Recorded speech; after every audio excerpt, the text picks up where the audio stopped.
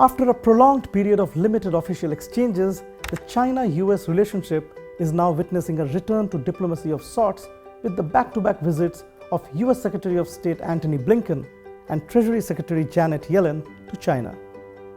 The pressing question is, to what extent can these high-level interactions bridge the trust deficit between the two nations? To delve more on these complex issues, we are talking with seasoned American diplomat Daniel Russel, who brings a wealth of experience, including his pivotal role as a special advisor to former US President Barack Obama, contributing to the formulation of his Asia-Pacific and China policies. So with the consecutive visits of Secretary Tony Blinken earlier and now Secretary Yellen, who's going to visit Beijing soon, are we witnessing a resurgence of diplomatic engagement between the world's two most prominent economies and powers? Well, what we witnessed was a blockage of diplomatic engagement between the two major powers in the world, which is inexcusable and highly problematic. So it's long past time for not only cabinet secretaries to meet, but for US and Chinese officials at every level of every department to be meeting, because there's a lot of business that needs to be conducted. There's a lot of work that needs to be done. And the relationship itself has been so badly damaged, both during COVID, but also because of political problems, etc., that we really need to restart the lines of communication.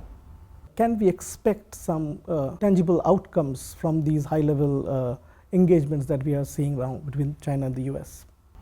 Well, I think given the starting point in US-China relations and the fact that there's been so little contact and so much animosity and rhetoric hurled from the podiums on each side, I don't imagine that all that much work has been done to lay the groundwork for ministers and cabinet secretaries to make announcements about grand deliverables. That said, the Department of the Treasury, the Ministry of Finance, the Central Bank, it's a slightly different world than the Department of State and the Foreign Ministry, let alone our defense ministries. These are people who have a habit of collaboration. The global financial situation is fraught. Janet Yellen herself, as the Fed chair, the head of the US Central Bank, has lots of experience with the governor of the People's Bank of China, other top officials, and I think there are some new officials on the Chinese side. But between the G20 and the other contacts that financial regulators have with one another, I think that it is probably more likely that Janet Yellen's visit will yield some productive results. And if we can roll back time and go back a few months back, when Secretary Blinken's then scheduled visit was actually delayed by a controversy surrounding a Chinese weather balloon.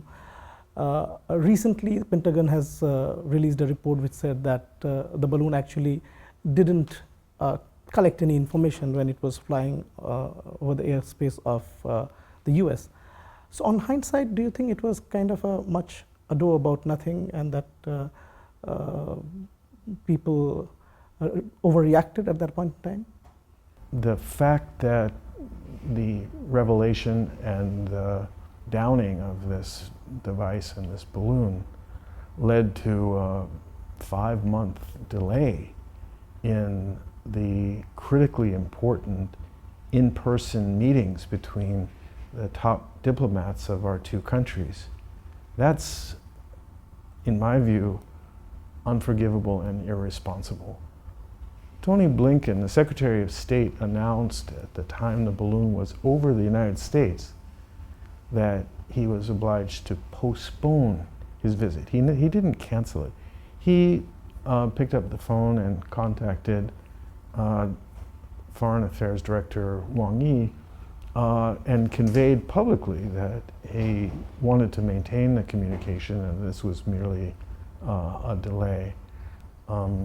But what's done is done, and although it's 5 months late, now at last the product of the Bali consensus between President Xi and President Biden, namely that the United States and China should get back to work, has started to move. It's just moving awfully slowly, and it's quite late in the game. I believe most observers agree that at the core of the tensions between US and China lies the lack of trust of each other. What do you think are the key reasons, if you can sum it up, key reasons behind this mistrust, and what immediate actions could be taken to bridge this trust deficit and steer the relationship in a positive direction?